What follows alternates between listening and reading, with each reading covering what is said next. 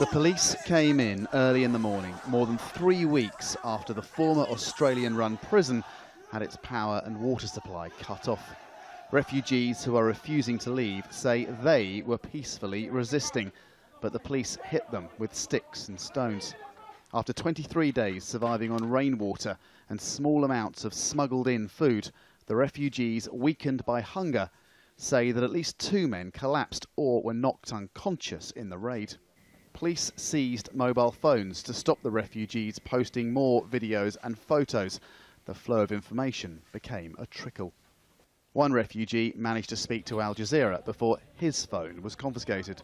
The immigration officers and so many special forces, they suddenly attacked the prison camp. So it is an attack.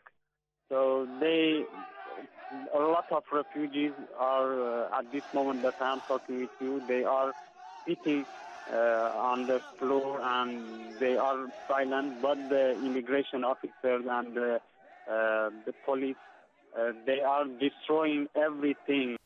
About 60 refugees were loaded onto buses and taken away. Al Jazeera filmed them as they sped along the road into town. Refugees shouted "help" to us from an open window. Help! Help! A delegation from international humanitarian organisations who are visiting Manus Island were promised access to sea conditions in the former prison on Thursday.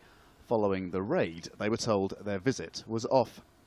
There is the centre, so close, and here am I, a leader of civil society, can't even get in and see. From a democratic nation, under the rule of law, who for 30 years has gone to lots of disasters and humanitarian situations, and I'm not allowed to visit.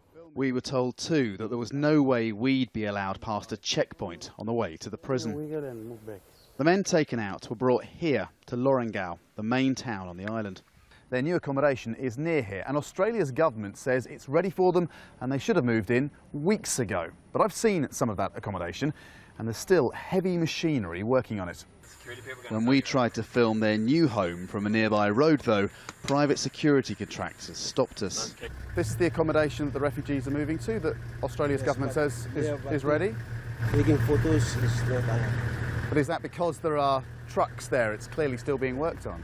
But the state of their new camp isn't the major issue for the refugees.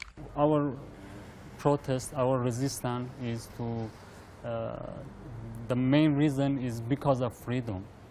We want our freedom. We didn't come to Australia to live in prison forever. They fear being dumped in what they see as merely an alternative jail, still on a remote island. And the Australian government takes no responsibility for it at all. Andrew Thomas, Al Jazeera, on Manus Island in Papua New Guinea.